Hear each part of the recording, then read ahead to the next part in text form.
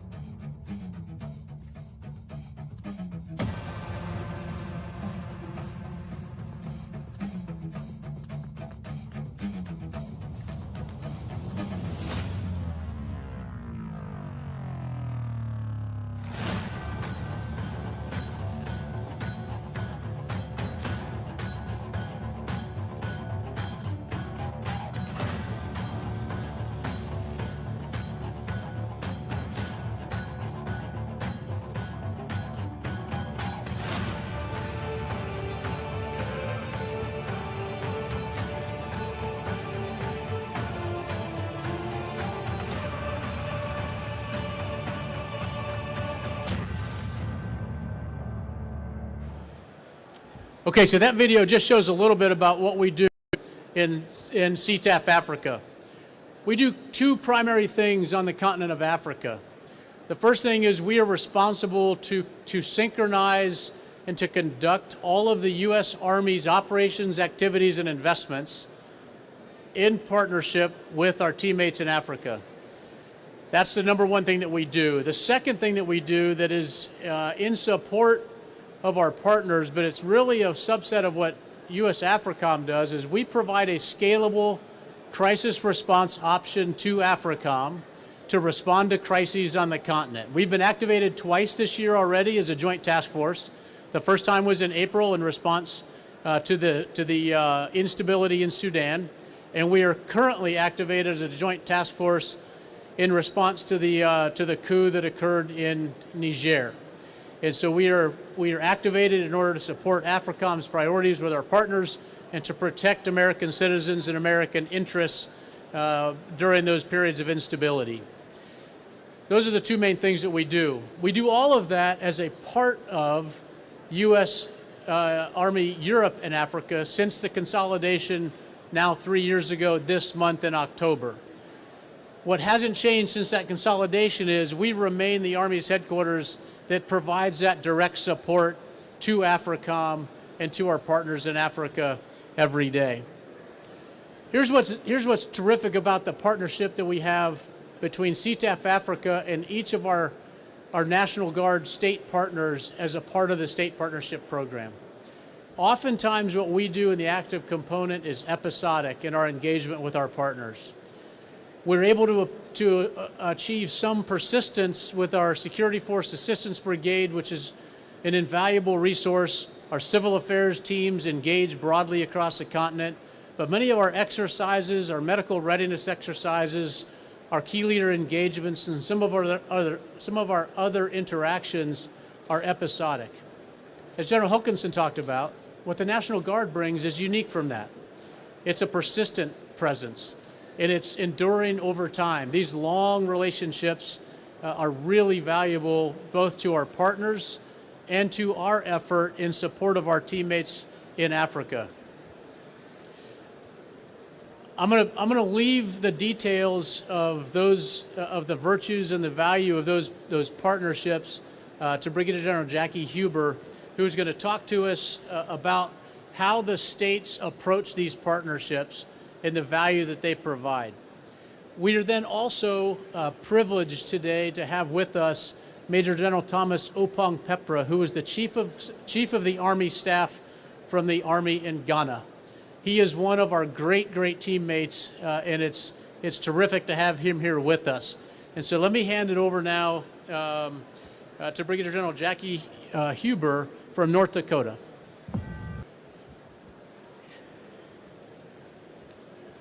Thank you, sir. Just to start off with a little bit of gratitude, thanks for everybody for setting up this great event. When the North Dakota National Guard had the opportunity to come and talk and brag a little bit about our SPP program with Ghana, Togo, and Benin, we were pretty excited to do that. But before we get into the details, we're going to start with a quick short video.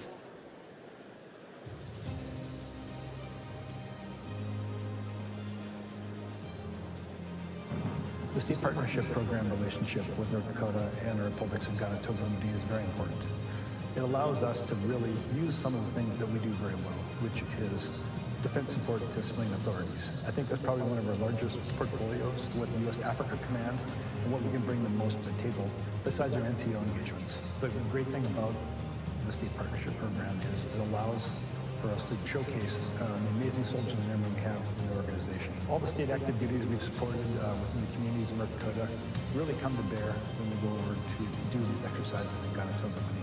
It's very important that we also pass on this knowledge to our partners, and we learned a lot from them as well. I want to applaud you for coming and for you to assist in training our personnel in this regard. I will urge that from time to time it continues. It helps us to stage it and to make us vibrant all the time. We can learn from each other on exercises like this, and I really wish that we can continue doing this with the U.S. Africa Command.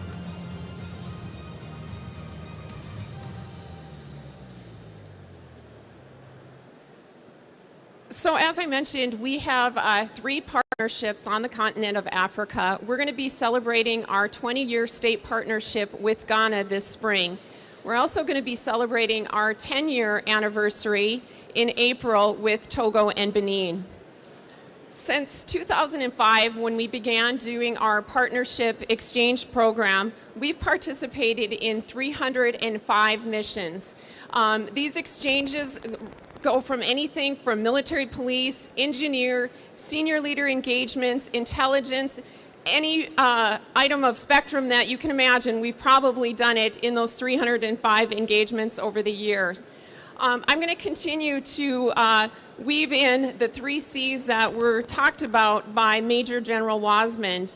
Continuity. We offer continuity through our bilateral affairs officers that are assigned to each embassy. They become the knowledge management base for those ambassadors and a forefront of what activities are taking place. Consistencies. On our exchange, we have NCOs and officers that do repeat trips to these nations, offering their subject matter expertise in whatever field it might be that they're supporting. These individuals are often requested and known by name to come back year and year again. Capability. It's a great opportunity for our state to share our capabilities, such as our 164th Regional Training Institute. That is an engineer training schoolhouse for all compos. We come into Africa in Ghana in partnership with their engineer schoolhouse and collaborate on some many great things that I'm going to talk about here in a little bit. We also have our engineers and MPs that are a huge asset, not only in the United States, but when we can offer and exchange ideas and concepts with our partners, it's a win-win too in Africa, as well as disaster preparedness. Our Division of Emergency Management has supported 55 missions over the last since 2005, 20 years going on, which is incredible, and it provides that civ-to-civ opportunities for growth just beyond the mill-to-mill type relationships. So what I'm going to do here is kind of walk through these slides. So if we start on the upper corner, this is an exercise that took place in 2022. It's Lignite Coast. This was in Tempe Canoe Village in Ghana, where we simulated an earthquake. A lot of that video had that we showed from the North Dakota National Guard was from this exercise, and we can see we had some great role playing going on with that particular event. We also had partnered with the NADMO, which is the equivalent of FEMA for the United States, as well as their National Fire, Ambulance, Police, as well as the Ghana Armed Forces. And again, our Division of Emergency Management from North Dakota was key in engaging in this civ-to-civ exercise. The middle picture, this is counter-ID awareness training with our 817 Sapper Company, and this event has actually happened in Togo. And you'll see one of our soldiers assisting a Togo Armed Forces soldier utilizing explosive ordnance device protective gear. As you can imagine, with the security concerns in West Africa, counter-IED awareness training is critical, and we get asked constantly year and year again to come back and do that particular training. We worked with SETAF Africa in 2018 and 19 on developing curriculum for counter-IED training. And it's a win for our soldiers where they have an opportunity to hone in on their skills and share that knowledge with our partners. In the bottom, or in the corner, we have Major Annie Gerhardt. So Major Gerhardt is with our medical detachment. She is a nurse practitioner, and she has also on the civilian side a college professor at a university. She has participated in numerous medical readiness exercises in Ghana. On one of them, she had an opportunity to even learn about a disease that she only read about in textbooks. She was able to work with this disease hands-on and bring experience back to her college curriculum in North Dakota. She has also been able to relate experiences in Ghana, such as long response time for medical care, lack of state-of-the-art equipment, as well as doing the best that you have with the equipment that you have on hand, as it relates back to North Dakota with some of our rural health problems that we have. And so it is just a win-win on that exchange that can happen back and forth. One of the great partnerships that we have that I mentioned is our 164th Regional Training Institute, RTI, where I mentioned we train all compos of Army engineers on combat horizontal and vertical engineering. Since 2007, we've participated in 40 engagements. We've also had 14 engagements where we've brought Ghanaian instructors back to the schoolhouse in North Dakota to learn about how we do practices to hone on their engineering training abilities. Another opportunity, since we have such a close relationship with the schoolhouse and Fort Leonard Wood, we've been able to bring back, work with them and have POI brought into Ghana. We've done this for instructor training courses. We also did it a couple years back for a basic officer leadership course. So it is a win-win when we can share that and expand that knowledge base and help Ghana and our partners grow. The middle picture is our 188th engineers participating in United Accord. Members of our 188th have participated in Africa, different exercises since 2015, minus 1 year for COVID. They continue to hone their skills and share that knowledge base. One of the interesting, when it's a small army, we have Second Lieutenant Dennis Duco, who was a Ghanaian-born soldier who is now a First Lieutenant in the North Dakota Army National Guard. We have 9 Ghanaians serving right now in the North Dakota National Guard. And one of the awesome things that with Lieutenant Duku was that we were able to do a project at his school that he attended and build desks and that. And it was just such a great experience and just really learning firsthand that exchange and those bonds that can happen. The bottom picture, this is Sergeant Major Scott Obergewich. He is our 141 Maneuver Enhancement Brigade Command Sergeant Major. He's also a school teacher in Dickinson, North Dakota. In this picture, this was just taken in September, he is discussing professionalism within the NCO Corps with senior NCOs from the Ghanaian Armed Forces. They also worked on a draft of the Ghanaian Armed Forces NCO Creed. And this is really about helping our partners develop their own African NCO Corps that is empowered as professionals and strong enlisted force.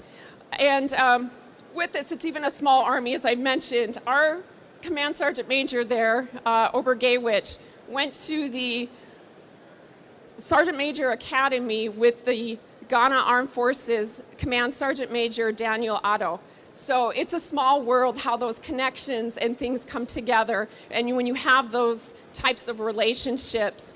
And so really what I want you to go away with, SPP is about relationships. It's about building relationships that are based on trust and mutual respect. And we're so fortunate in North Dakota to have our 3 partners and how that partnership has evolved over the years and just really looking forward to what will continue in the future. So I will stop talking at this point and bring our great partner, Ghana, represented by Major General Thomas Oppong-Peprah, the Chief of Staff of the Ghanaian Army.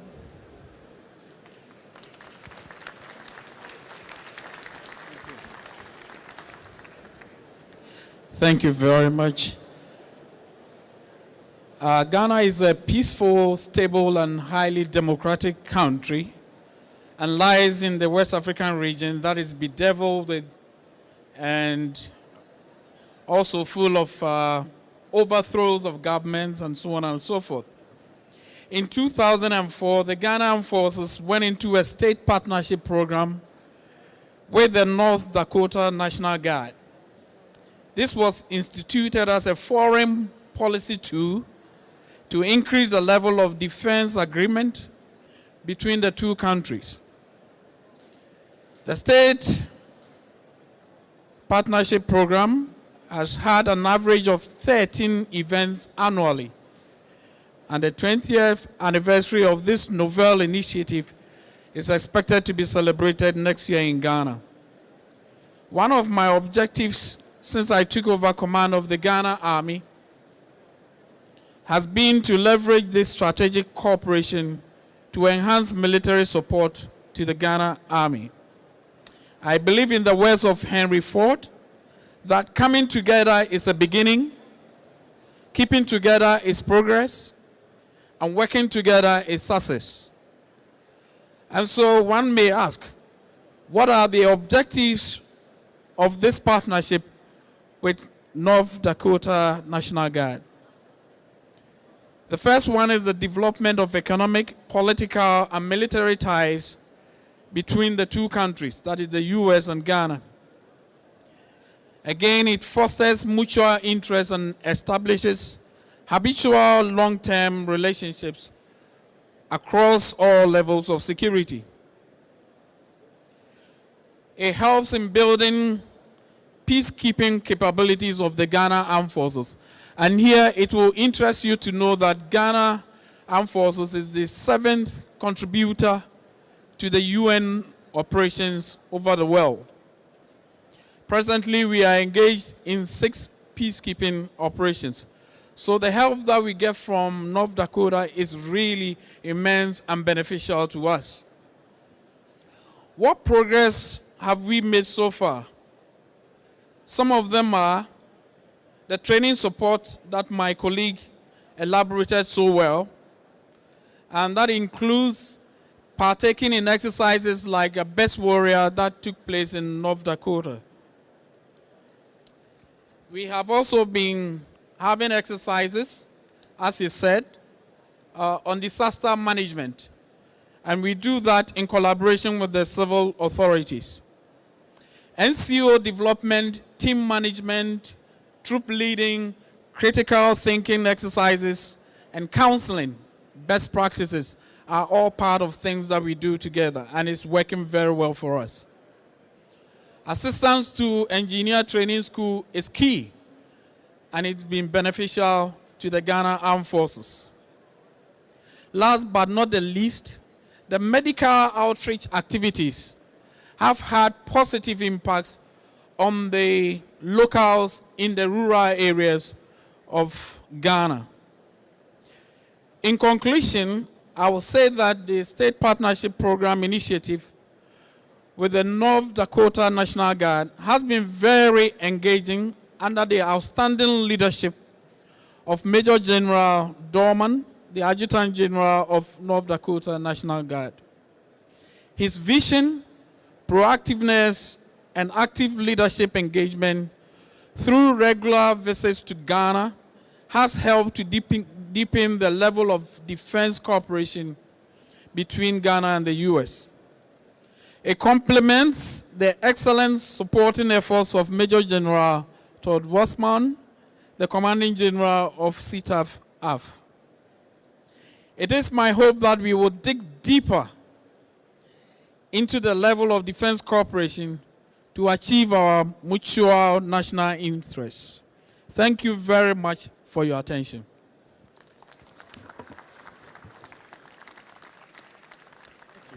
Well done. Thank you very much. Thanks. Okay, I'm going to finish with just a couple thoughts. U.S. AFRICOM's approach in Africa is that our activities there would be partner-led and U.S. supported. The SPP program is the model for that. The way that it helps to connect both the active U.S. force and the National Guard, but also how it connects and enables our partners. It is powerful. I'm glad that you've taken a few minutes to listen to us tell our story. These partnerships are more than just that. They are friendships. General Oppong-Peprah, I'm proud to call you a friend. We appreciate your partnership and all that you do together with us, and we're proud to be a part of it. Jackie, thanks very much today, and General Hokanson, thanks very much for giving us the wasta of today's presentation. So with that, let me open the floor to any questions that anybody might have. Sir.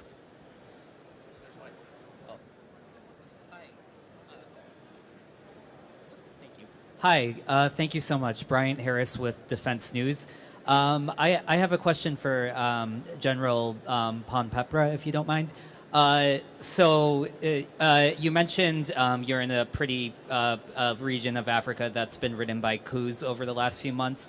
I know ECOWAS, I think the meeting was in Ghana a couple of months ago, was contemplating military intervention in Niger in response to the coup. Can you kind of give us an update on the state of play there and what you personally see as the path forward in Niger? Thank you. Thank you very much. Presently, what the regional body is doing is to explore diplomatic avenues to solve the problem. Concurrently, the military is also doing some military assessment, and I believe that the regional body will succeed in the diplomatic effort so we don't go to war. Thank you very much.